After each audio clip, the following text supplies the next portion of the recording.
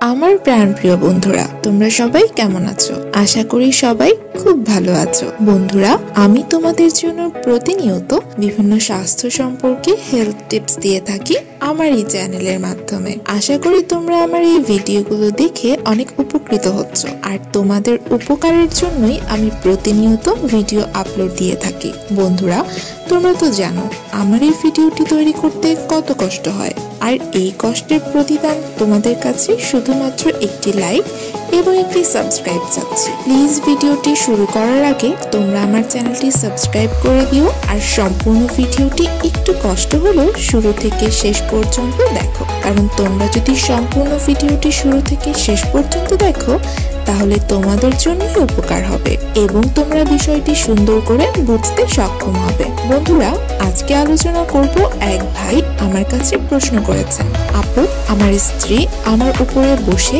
ঘাপাঘাপ করতে বেশ পছন্দ করে এবং সে উপরে উঠে ঘাপাঘাপ না করতে পারলে সম্পূর্ণ তৃপ্তি পায় না। এভাবে আমার উপরে বসে ঘাপাঘাপ করলে আমার মেশিনের কোনো ক্ষতি হবে কিনা জানাবেন।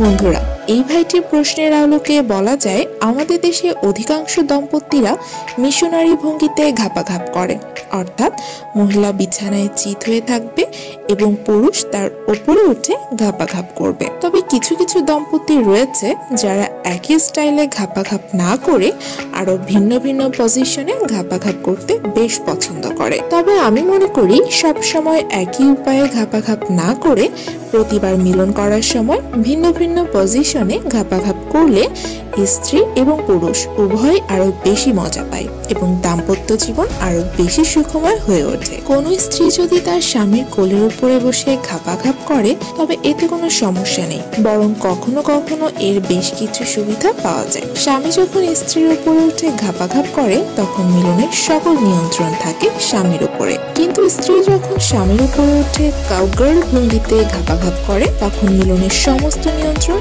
স্ত্রীর উপরেই থাকে এবং স্ত্রী তার সুবিধা অসুবিধা অনুযায়ী মিলন চালাতে পারে। যে সকল পুরুষের মেশিন ছোট কিংবা শারীরিকভাবে মোটা হওয়ার কারণে যাদের মেশিন ছোট হয়ে গিয়েছে, যে কারণে স্ত্রীর উপরে উঠে মেশিন ঠুকাতে অসুবিধা হয়, তাদের স্ত্রীরা যদি স্বামীর উপরে উঠে ঘাপাঘাপ করে তবে উভয় পরিপূর্ণ তৃপ্তি লাভ করবে। আবার যে সকল মহিলারা দ্রুত উত্তেজিত হয় না কিংবা মিলনের সুখ পেতে অনেক সময় লাগে, তারা যদি স্বামীর উপরে উঠে ঘাপাঘাপ করে তবে তারা দ্রুত ক্লান্ত হয়ে পড়ে এবং তাদের মিলনের পরিপূর্ণ সুখ পেতেও সময় লাগে না। ঘাপাঘাপ অত্যন্ত পরিশ্রমের একটি কাজ। পুরুষরা যখন স্ত্রীর উপরে উঠে ঘাপাঘাপ করে তখন পুরুষরা খুব দ্রুত হাঁপিয়ে যায় এবং হাঁপিয়ে যাওয়ার কারণে তাদের দ্রুত আউট হয়ে যায়। পুরুষ যদি বিছানায় শুয়ে থাকে এবং স্ত্রী যদি পুরুষের উপরে উঠে ঘাপাঘাপ করে তাহলে পুরুষ দ্রুত হাঁপায় না, যার জন্য দীর্ঘ সময় ঘাপাঘাপে কাটাতে পারে এবং স্ত্রীও ঘাপাঘাপের সম্পূর্ণ তৃপ্তি পায়। তাই প্রত্যেক দম্পতির উচিত বারবার